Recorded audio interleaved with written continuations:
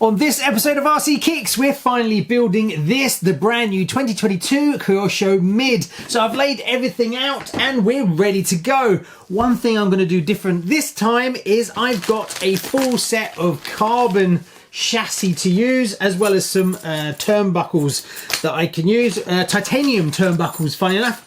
This is from EXO Design. This is the Optima Mid 2022 conversion kit, and this is the competition version.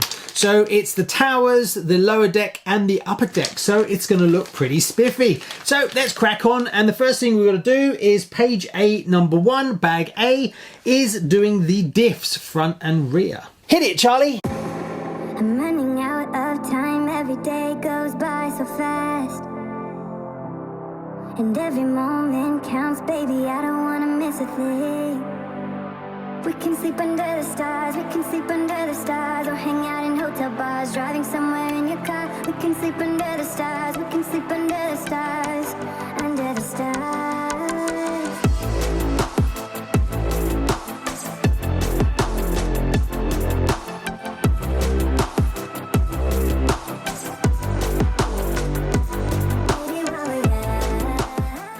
So as you can see, these diffs have a gasket, and that's because you can fill them with silicone oil. Now it recommends 5,000 to 30,000. You can also get ball diff option OTW101 if you want to fit ball diffs front and rear. I put 10,000 in the front and 7,000 in the rear.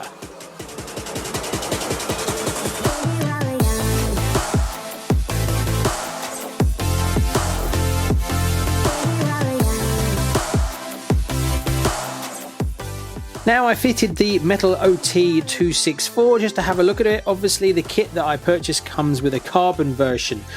Kyosho offer a CNC motor plate as well, which is OTW139. This is an option. I probably will get one of these as it looks really nice. I would like a carbon one for looks, but the problem with that is if you put a carbon motor mount, it doesn't distribute the heat very well, but it does look the business.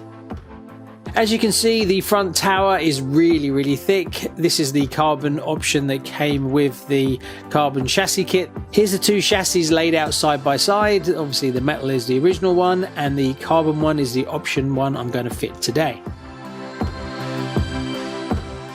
The upgraded belt covers are really nice, and the little foam attachments that you get that actually snug it up tight to keep the grit and the dirt from getting in, I'm really impressed with. I definitely want to get some of these to fit them on my vintage ones as soon as some parts become available. Now I have heard a few people that have got front uprights right and left, and in their kits they're getting two left or two right. In this kit it was perfectly fine, but it's one to watch out for. Obviously this kit can have a front anti-roll bar, but you don't get one in the kit. I'm guessing this will be an optional extra you can purchase down the line, front and rear.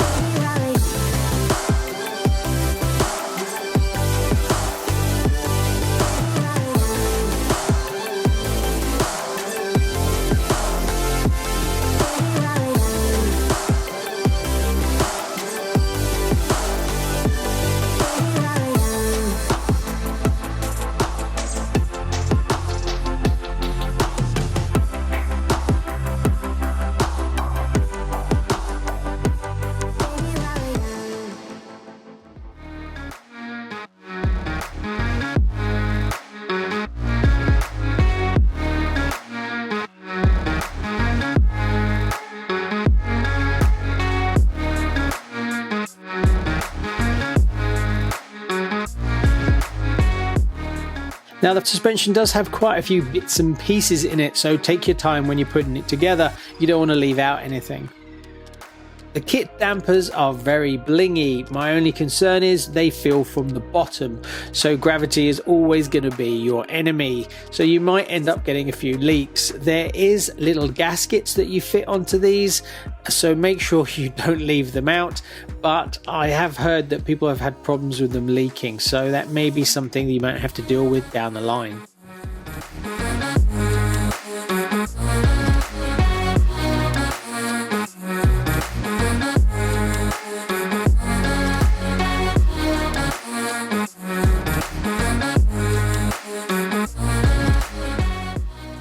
I probably will put a slightly faster servo in this one. The 25 kg servo isn't really the sort of thing you want to put into this. You want something like a Savox high-speed servo, especially if you're going to run it around a track, but it's what I've got for now.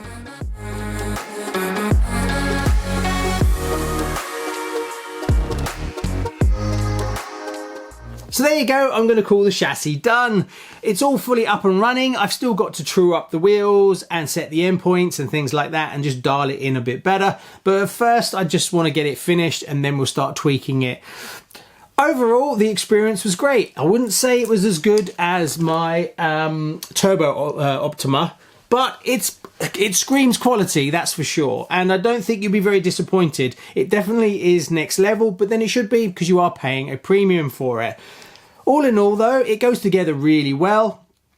As for the EXO Design chassis, yes, I can give it a recommendation for sure. It all goes together really nicely and it lifts the kit even more. I do like the hard case for the belt. That is much nicer than the old way of using a polycarbonate one. I'm going to try and get a few of those if I can to go on my old vintage stuff, as it's really nice and it adds a bit more premium to the kit. And I really like the belt tensioner. That's really good, even though I found mine to be quite loose, so I've actually set it almost to the full tension and it's still about right. So there isn't a lot more there to mess around with. I'm not sure why. It could be because I'm using this EXO Design chassis that I've put on. But the chassis goes together really nicely. One thing that I did have a little issue with is you get two battery options in that kit. You can have the traditional one, which is what you see here, where you have the straps and it goes across the middle. And they also include a hard case LiPo one where you can actually have the battery on the side and the electronics on the other side. A bit more modern. And you use a 2S hard case LiPo.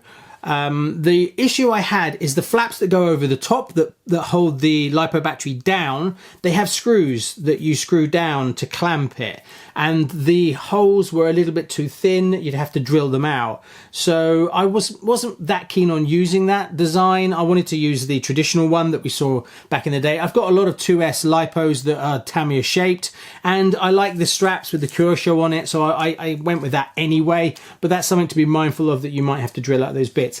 The other thing is, because this rear tower is one piece instead of the two piece that you get traditionally, it pushes the upright backwards by 5mm onto the other side of this bulkhead. That means that the body mounting post is then not there. So they give you this little extra piece that you fit in. When you're screwing it together, you've got to get your screws right, because it's only about 5mm thick. Obviously, if your screws are too long on both sides, you're going to hit in the middle. So I had to use slightly smaller screws that I had in my parts bin. Why they don't just remove this little tiny hook, I don't know, because obviously now you have two. It doesn't interfere with the body once you cut it out, but there was no real need for it to be there. So why it's there, I honestly don't know. But the quality and the thickness of the carbon is great, so I can highly recommend it, and it does lift the kit and make it feel that little bit more special. Obviously I went with the traditional tyres just to give it that look. I will probably end up changing the spoiler as well to a polycarbonate one. I don't know, we'll see as I go through it. The electronics I put in it, well, it had to be Kyosho, so I went with L&LModels 240S ESC, and I went with the Kyosho 15.5 turn L&LModels brushless motor as well.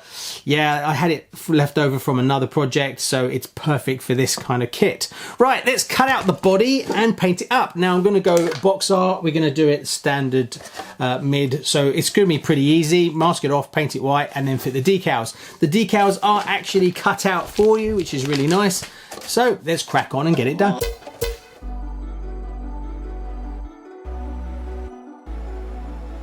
Now this body looks very simple, but believe it or not, it is a real faff to cut out. There's lots of little angles that you've got to deal with that can be really difficult. Also, cutting out the body mount holes, the square holes, one at the front, one on the back, can be a bit of a pain, so take your time. It's very thick polycarbonate in those areas, so cutting through them can be a bit of a challenge. Also, sanding down the body after you've cut everything out is definitely worth doing. Don't forget to give your body a good wash after you've sanded it and cut it out. You don't want to have any contamination for when you put down your paint, otherwise it's something else that you have to deal with. the window masks aren't a perfect fit. They actually fit inside the lines. This is because you have stickers that go over them, so when you line them up for the first time, don't line them to one edge, otherwise you'll do what I did and you'll have a little bit left over at the other side. So you have to kind of centralize the window masks. Now when it comes to the decals, most of them are pretty straightforward, but there is 3 that you will need to use soap and water. The one main one on the front and the 2 side pod ones. Because you need to be able to fettle them to line them up, definitely don't attempt these in one go, especially as these decals are cut out for you, so you can't use the technique of removing some of the backing. So definitely use water. When you bend it across the edge to go down the side, you need to use a hairdryer as well to get these right. It could be quite easy to mess these up, so take your time when applying the 3 main decals, the ones that have the yellow, orange, red and black.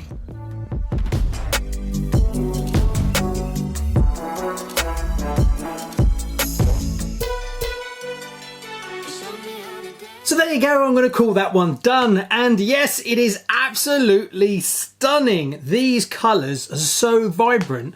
I highly recommend this kit. Definitely one to try, especially if you've never done a Kyosho kit before. I think you're going to really like this one. And for everyone who's already got one of these, you're going to really enjoy it. It was beautiful. Also, changing the chassis and things like that didn't really affect the experience. It was pretty easy. It's kind of a turnkey solution. So if you want to lift it and put something a little bit different in it, there's obviously the option to go full carbon. Also, Kyosho are actually going to do their own carbon. In the back of the manual, it actually says the top deck and bottom deck and their part numbers. So whether we'll actually see those parts coming out, they're in the manual, so you never know. Also, I like going with the old vintage tyres. Obviously, it's a bit different if you're going to take it and run it. But if I'm going to run it in the grass, in the garden, there's no reason why I can't just leave these tyres on. On the next episode, we'll test it out and get it round the track. But for now, thanks so much. See you on the next one. Bye-bye.